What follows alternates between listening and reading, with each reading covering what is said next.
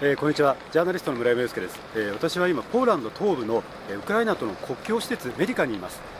この向こうがウクライナで、今もポーランド側の入国手続きを終えてこちら側に入ってくる人たちもたくさんいます。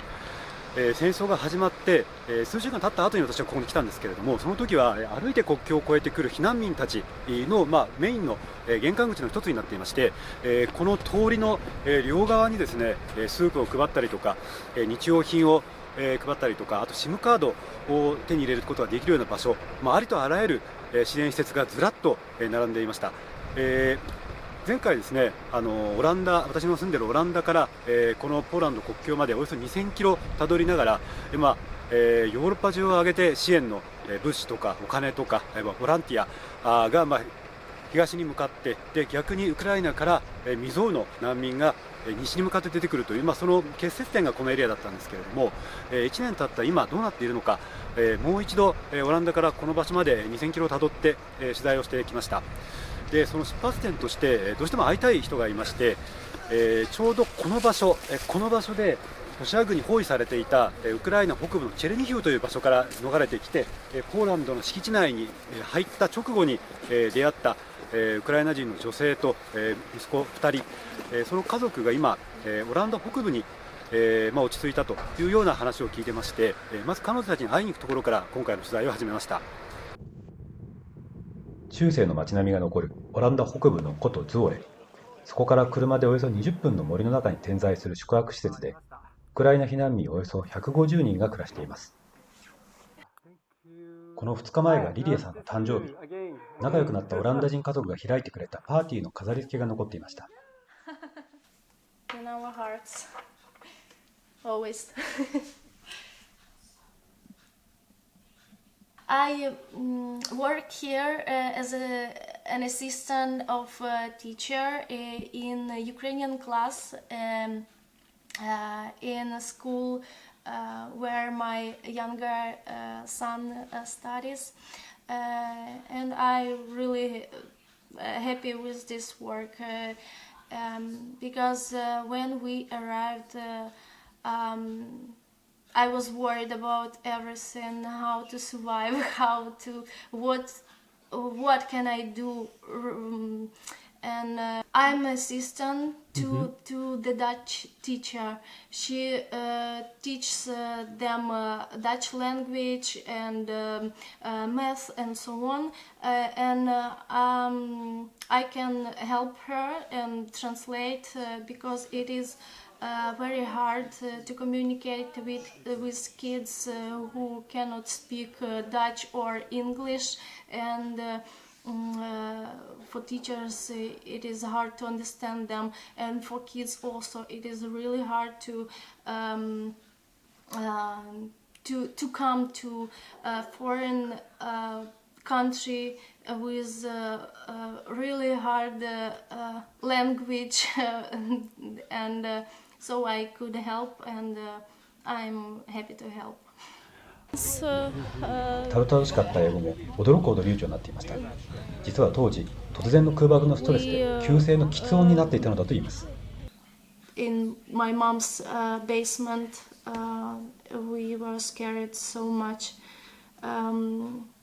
We experienced such thing like we could hear the bombing. It was like explosion, yeah. And when you hear this whistle in the air, it seems that your heart beating stops for a moment, and you are just waiting. It will be here right now. It will be your life could be over right now in that moment. So after these thoughts and after this feeling that we went through, I started a stutter, and my voice, I couldn't talk very well, and this I thought it will stay, this stutter will stay with me for whole life. It stayed with me for a long time. When we arrived here in the Netherlands, it stopped after some time, after a few weeks spending here. そして、ロシア軍に包囲されたチェルニヒウから元夫の助けで脱出を試みます。Tried to get out from our city a few times, but it was not easy because there was not any petrol in gas stations, and also it was a dangerous road because the city was surrounded and it was bombing all the time. So we tried few times, and I think it was fourth time successful. We spent also 4 days on our way to the border. We stopped in somebody's houses, in schools for the night. Even I remember the night when we stayed in night club. Yeah, night dancing club. Yeah. And when we crossed the border, I never saw my kids crying so hard, because it was really hard to say a goodbye to their father, and they understood that maybe it is possible that we never meet again. I really didn't have any plan what I have to do, or I didn't know where I will be. And this place is not forever for us. It's just temporary shelter for us. When the war will be over, so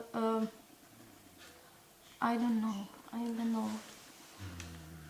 They really miss home and our family who stayed in Ukraine, and they really want to go back. She didn't want to leave her homeland, motherland, and she said that if something will happen, let it be. It is my home, and I'm not going to leave it. I would like to visit her, but I couldn't find any strength in myself, any power to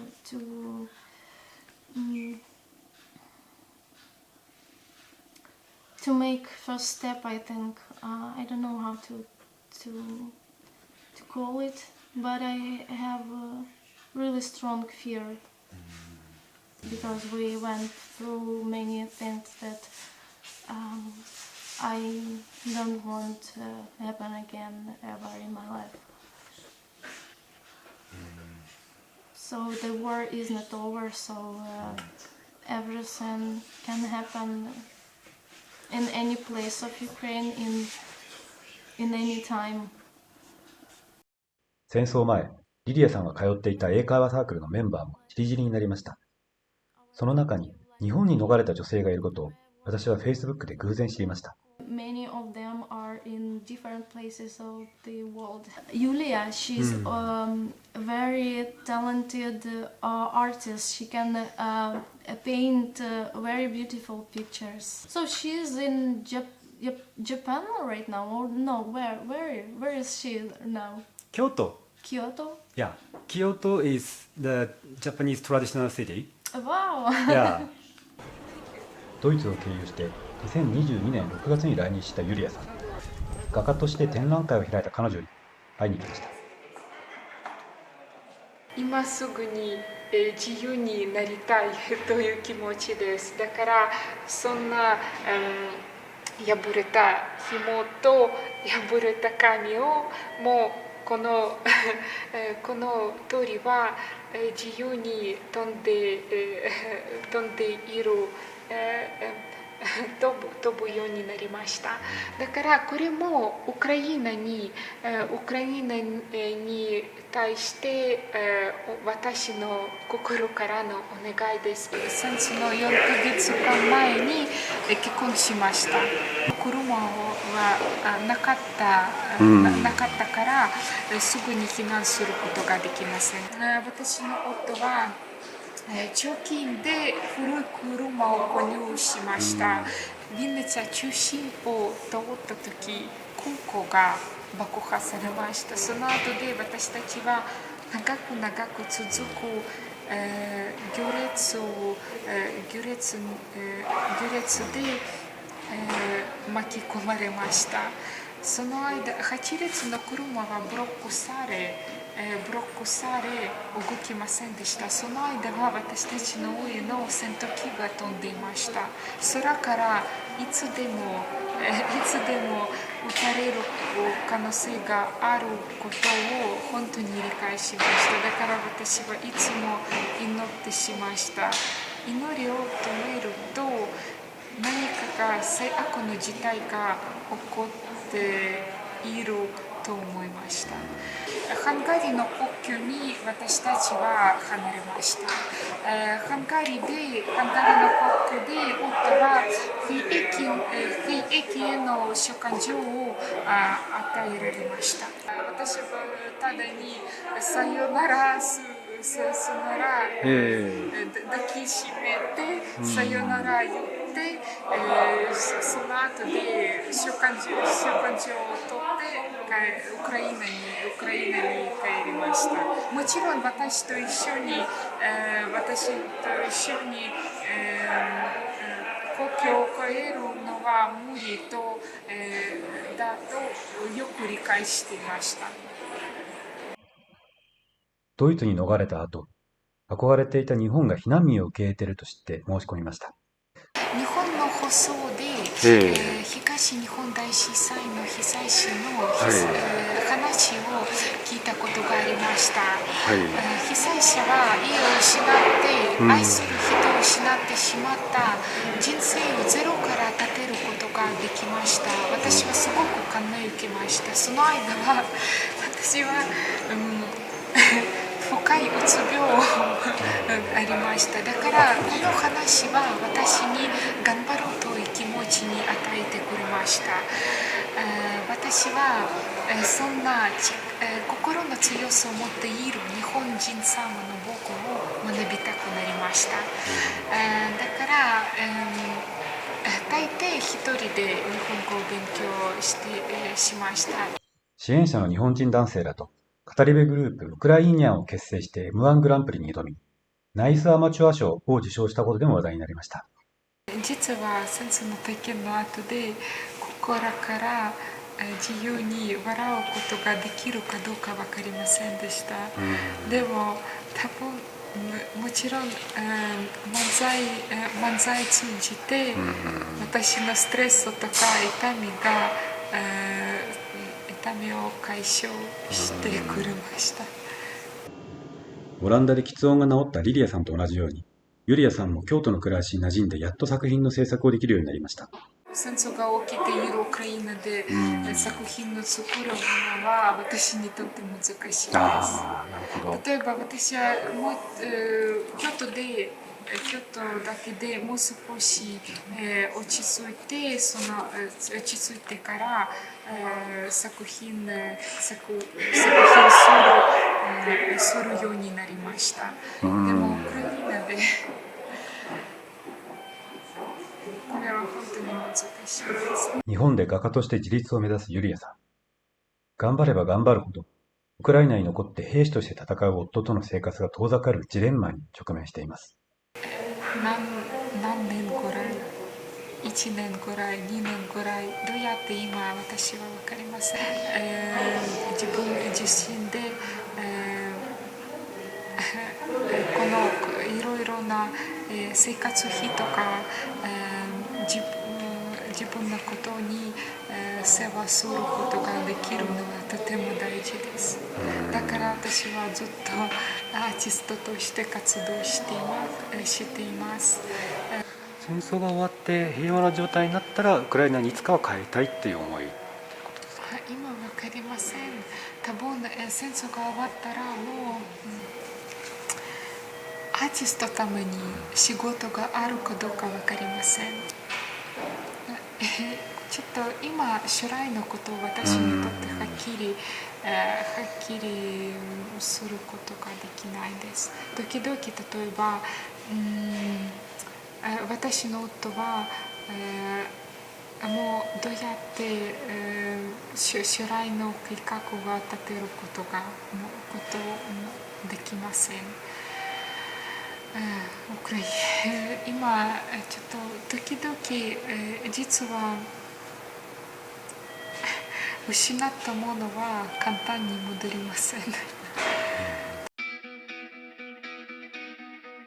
れから夜行バスでドイツのベルリンに向かいます。1年近く戦争開始から経つ中でヨーロッパの人たちがどんなふうに現状を見ているのか取材をしたいと思います。でそこからポーランドをしてウクライナへというふうに考えています。じゃあ行きます。